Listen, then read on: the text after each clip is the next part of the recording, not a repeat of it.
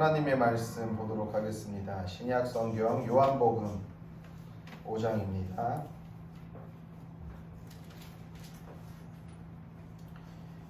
요한복음 5장 1절로 9절까지 있는 말씀입니다.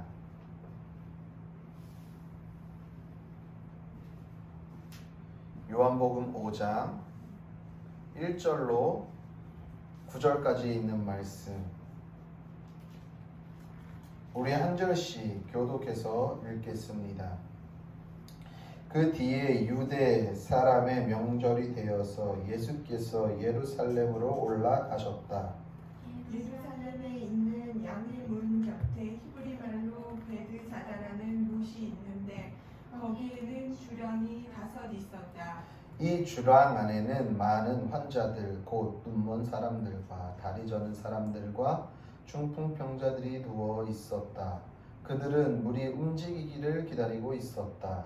주님의 천사가 때때로 못에 내려와 물을 휘저 놓는데 물이 움직인 뒤에 맨 먼저 들어가는 사람은 무슨 병에 걸렸는지 나았기 때문이다. 거기에는 38회가 된 병자 한 사람이 있었다. 예수께서 누워있는 그 사람을 보시고 또 이미 오랜 세월을 그렇게 보내고 있는 것을 아시고 물으셨다. 낫고 싶으냐? 그 병자가 대답하였다. 주님, 물이 움직일 때에 나를 들어서 못에다가 넣어주는 사람이 없습니다. 내가 가는 동안에 남들이 나보다 먼저 못에 들어갑니다. 예수께서 그에게 말씀하셨다. 일어나서 내 자리를 걷어가지고 걸어가라. 그 사람은 곧 나아서 자리를 걷어가지고 걸어갔다. 그날은 안식일이었다. 아멘. 하나님 우리 아버지와 주 예수 그리스도께서 내려주시는 은혜와 평화가 여러분에게 있기를 빕니다. 아멘. 오늘 예배를 이렇게 또 주님께서 허락하심이 참으로 감사합니다. 오늘 예수님은요, 유대인의 명절 때 지금 예루살렘을 향해 올라가고 계십니다. 아마도 당시에 이들의 율법은 성인 남성들은 1년에 3번 예루살렘에 가서 그들의 절기 때에 예배를 드립니다. 아마도 곳곳에 흩어져 있던 자들이 고향과 같은 예루살렘 성전에 가서 예배를 드린다라는 것은 아마도 벅찬 감동이 밀려올 것입니다. 우리도 아마 그런 경험을 하신 분들이 있을지 모르겠어요. 코로나라는 이 장시간 동안에 교회들이 때로는 폐쇄되고 집합금지 명령을 받으면서 교회에서 온전히 모여 예배할 수 없는 상황에 잠깐 풀릴 때마다 교회에 모여서 예배할 때에 아마도 오늘 많은 이스라엘 백성들이 절기 때에 맞춰 예루살렘을 향해 가는 그런 마음과도 어느 정도 좀 맞닿아 있지 않을까라는 생각도 해봅니다. 이들이 예루살렘 성전에 가서 어떤 마음을 품고 예루살렘에 올라갈까요? 많은 희망을 가지고서 올라가겠지요. 그곳에서 하나님을 만나겠다라는, 그곳에서 하나님이 주시는 은혜를 경험해 보겠다는 희망과 소망을 담긴 메시지를 가지고 아마도 그 곳을 올라갔을 것입니다. 그런데 당시에 예수님이 활동하던 그 시대, 팔레스타인 시대의 이 1세기에는 그런 희망을 품기에는 조금 어려운 사회 현실이 그들에게 있었다라는 것이지요. 왜냐하면은요, 1세기 팔레스타인 지역의 삶의 모습을 보면은 희망을 품고 살기란 힘든 삶의 현실이 그들에게는 너무나도 많이 산재해 있었기 때문입니다. 그렇기 때문에 단순히 예루살렘 성전에 올라가서 기쁜 마음으로 희망을 품고 그곳에 올라가기보다는 무거운 마음과 어깨에 큰 짐들을 메고서 아마도 예루살렘 성전을 향해 올라갔던 사람들이 더 많이 있겠구나라는 생각도 해봅니다. 예루살렘에 오르신 예수님의 발걸음이 처음으로 향한 곳은 성전이 아닌 다른 곳이었습니다. 그곳은 어디냐 하면 오늘 우리가 함께 본문에서 읽었던 것과 같이 양의 문 곁이라는 베드자다라는 곳입니다. 이 베드자다라는 곳은 우리가 성경에서 베드자다는 세 번역으로 베드자다라고 하는 것이고 개역개정에서는 베데스다라고 이야기를 합니다. 이 베데스다 혹은 베드자다라는 이 곳은요 어떤 뜻을 가지고 있냐면은 자비의 집이라는 뜻을 가지고 있습니다. 그런데 그 곳은요 어떤 사람들이 있습니까? 오늘 우리가 성경에서 읽었습니다. 거기에는 큰 주량이 5이 서 있는데 그 주량 안에는 많은 환자들이 있었다는 거예요. 환자들. 그 환자들은 대부분 눈먼 자들도 있었고 다리 저는 사람들과 중풍병자들이 그곳에 많이 있었다라는 것입니다. 이 베드자다 즉 베데스다라는 이 못은요 크기가 어떠냐 하면은 고고학자들에 의하면은요 이 베데스다라는 곳의 크기는 대략 가로로 100m, 세로로 한 60m 정도 되는 직사각형의 못인 거예요. 왜 그렇게 이제 100m, 60m의 못으로 졌냐면은 이 중동 팔레스타인 지역은 사막이지 않습니까? 물이 기해요. 그러니까 뭐 물이 비례도 한번 오게 되면은 그것을 저장해 둘 수 있는 저장고로 쓰여졌던 곳이 바로 이 베드자다라는 곳이에요. 그곳에 그러니까 이제 물이 고여 있었겠지요. 그러니까 꽤나 큰 연못이라고 생각하면 될 것입니다. 그런데 사람들에게 그게 정말 사실인지 아니면 떠도는 소문인지 모르겠지만 가끔가다 그곳에 천사가 내려와서 물을 휘저었을 때에 제일 먼저 들어가는 사람들이 병이 나았다더라 라는 이야기가 뭐 소문으로 돌았을 수도 있을 것이고요. 그게 참말일 수도 있을 테니까 그곳에 많은 병자들이 오늘 있는 거예요. 그곳에 많은 병자들이 모여 있습니다. 그래서 그 병을 고치고자 하는 사람들이 그곳에 몰려들었는데 우리는 여기서 좀 한번 생각해 보아야 할 것이 있습니다. 무엇을 생각해 봐야 하냐면요. 그렇다고 한다면 왜 그 당시 1세기 팔레스타인 중동 지역에는 왜 그렇게 많은 환자들이 있었을까? 이것은요. 당시에 그 지역의 경제와 아주 밀접한 관계가 있습니다. 지금 우리나라도요. 대선 전국에 들어가 있습니다. 올 3월 달이면은 우리나라의 새로운 대통령을 선출하게 됩니다. 아직 직접적으로 대선에 나가고자 하는 사람들이 선거관리위원회에 등록하는 시기는 2월 달이기 때문에 아직 등록하진 않았지만 내가 대선에 출마하겠습니다 라고 이야기하는 많은 후보들이 있고 지금도 활동을 하고 있어요. 근데 이 모든 사람들이 이야기하고 그리고 역대 대통령들이 다 이야기한 것 중에 가장 빠지지 않고 항상 들어가는 공약이 있습니다. 뭔지 아십니까? 경제 부양인 거예요. 경제는 곧 우리의 삶의 질과 연결되기 때문이지요. 그러니까 모든 리더들은요. 항상 그들의 정책 가운데 공약 가운데 빠지지 않는 것이 있어요. 그게 뭐라고요? 경제 관련된 메시지라는 거예요. 옛말에 그런 말이 있습니다. 나라의 가난은 원님도 임금도 구제하지 못한다.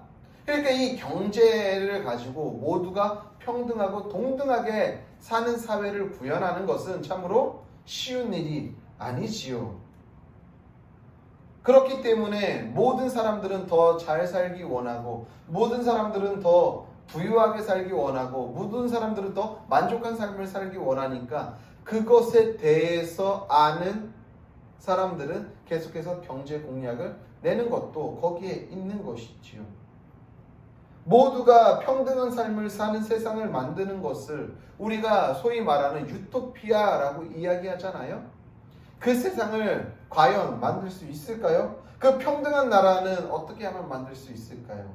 아마도 이사야가 꿈꿨던 그 나라, 이사야는 이렇게 이야기하지요. 이사야서 11장 7절로 10절에 있는 말씀을 보면 이렇게 이사야는 노래합니다. 그때에는 이리가 어린 양과 함께 살며 표범이 새끼 염소와 함께 누우며 송아지와 새끼 사자와 살찐 짐승이 함께 풀을 뜯고 어린아이가 그것들을 이끌고 다닌다.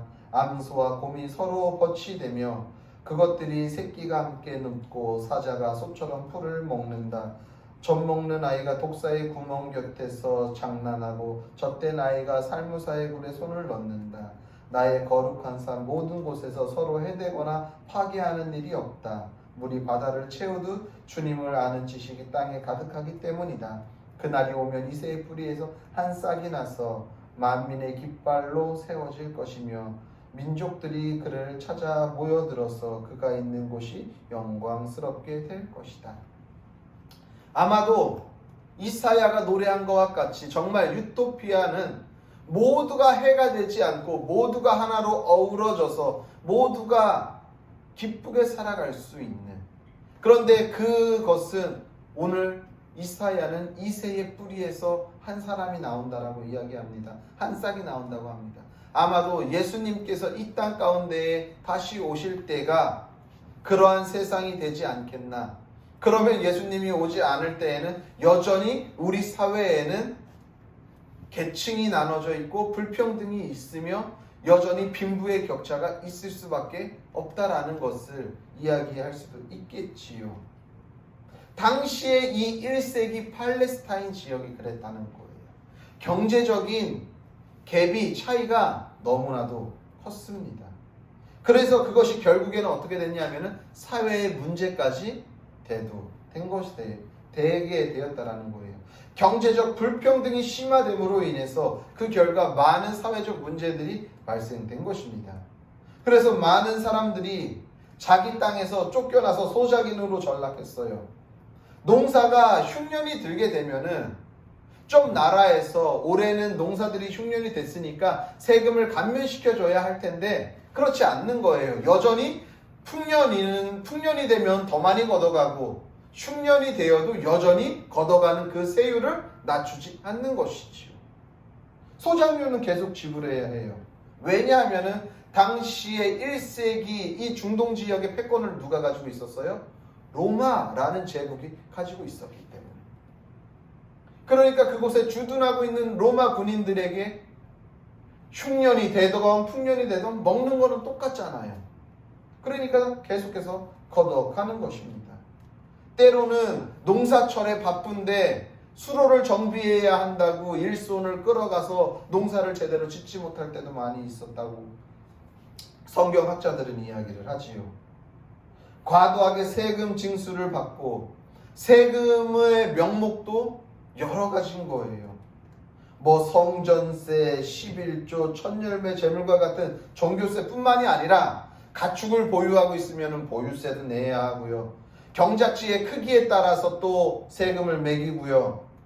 토지세, 인두세 등등 수도 없는 세금을 그들에게 물리다 보니 이들이 경제적으로 어려움을 겪을 수밖에 없다라는 것이죠. 이런 구조에서 시민들의 삶이 어떻게 나아질 수 있었겠습니까? 세금을 조금이라도 내지 못하게 되면 몸으로 그것을 때워야 할 수밖에 없었어요. 이런 삶에서 당연히 건강한 삶을 유지하기란 어렵겠지요. 우리나라는 지금 선진국 대열에 들어섰죠. 이제 선진국이라고 이야기합니다. 경제 규모가 세계 10위 안에 뿐만이 아니라 뭐 7위, 8위 정도 되니까 어마어마한 우리는 경제 대국이에요. 선진국이에요.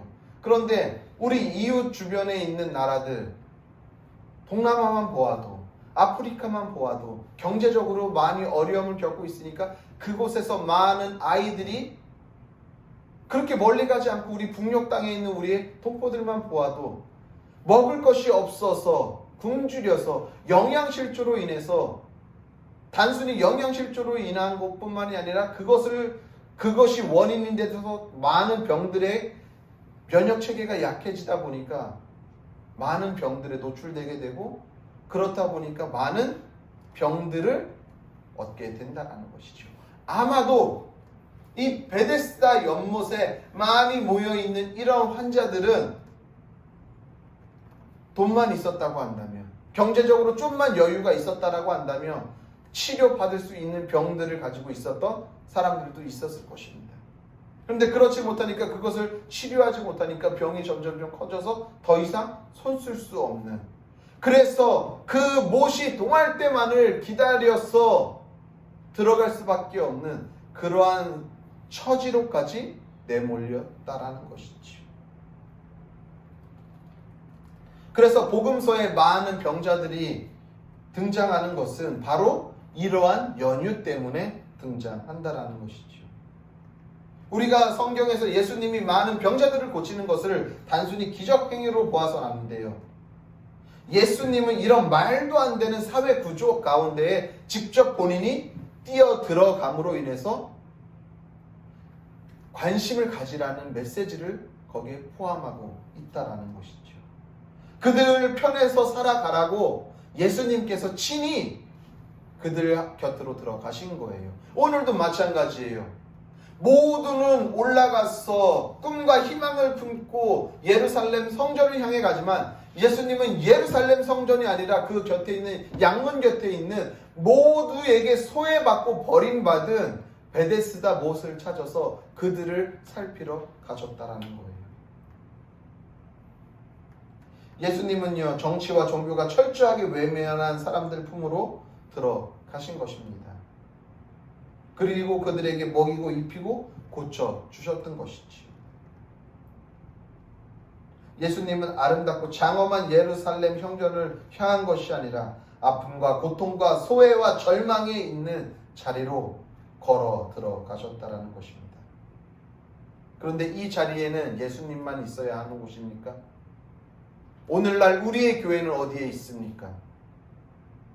오늘날 우리 믿는 사람들은 어디에 있습니까? 예수님과 함께 한다라고 이야기하면서, 예수님의 삶을 본받는다라고 이야기하면서, 정말 우리의 삶도 예수님이 걸어가셨던 것과 같이 영광이 있는 예루살렘 성전에 있습니까? 아니면은 사회에서 버림받고 소외되고 고통받고 아파하는 이들과 함께 몸을 부딪히며 살아가고 있습니까?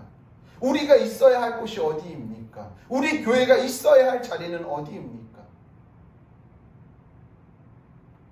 그런 절망과 절규하는 자들과 함께 하고 있어야 하는데, 우리의 교회들은 여전히 세상과 힘의 권력에 하나 되어 그곳에 있지는 않습니까?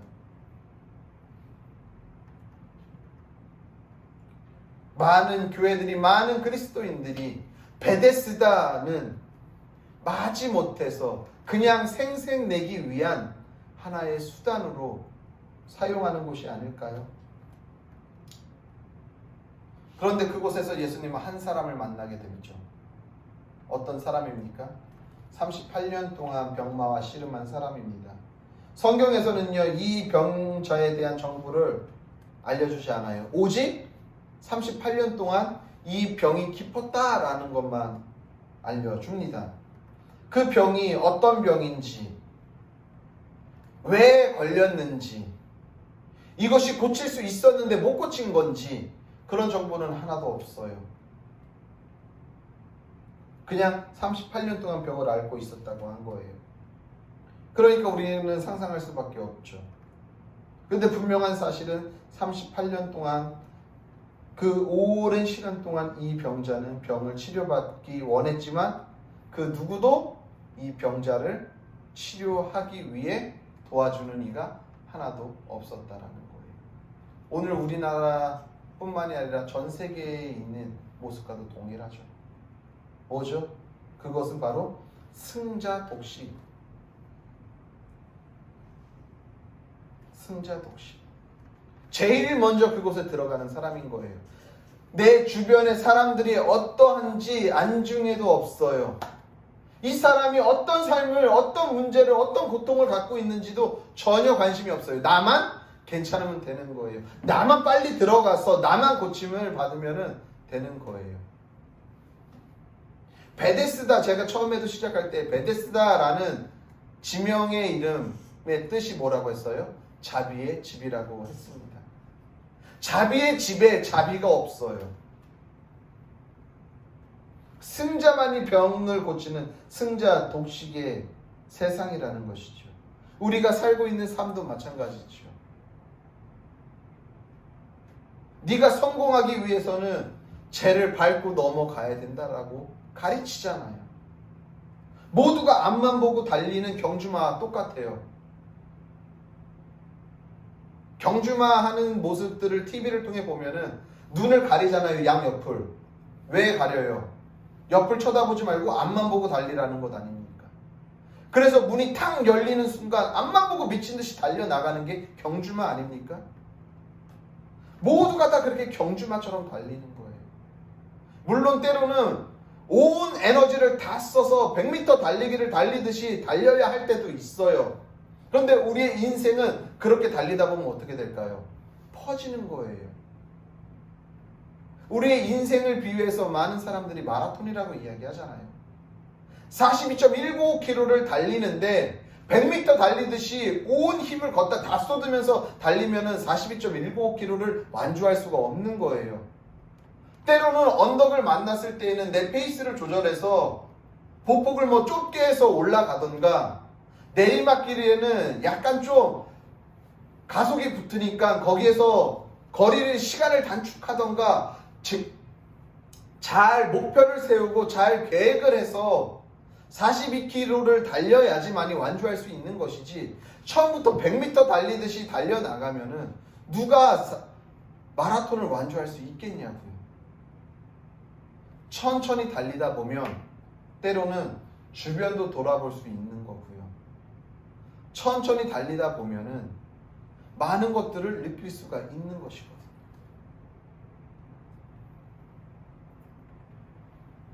앞만 보고 달리다 보면은 결국에는 놓치는 것들이 발생할 수밖에 없습니다. 그럼 뒤늦게 그것을 다시 만회하려고 해도 이미 그것은 늦어요. 한 번 지나간 인생은 돌아오지 않잖아요. 빠르게 지나간 시간은 다시 후회한다고 해도 돌릴 수가 없는 것이지요.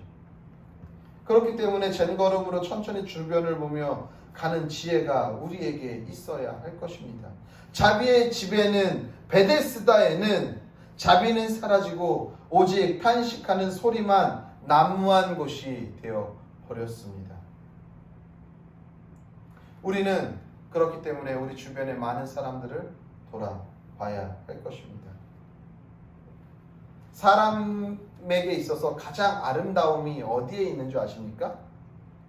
그것은 바로요, 타자를 긍휼히 여길 때 가장 아름다운 마음이 있다라고 이야기합니다. 그것은 한마디로 타자의 고통을 이해하고 공감하고 그들과 함께 살아가는 삶이 우리에게 있을 때에, 그런 삶을 살아갈 때에 그 삶이 가장 아름다운 삶이고 사람을 사람답게 하는 삶일 것입니다.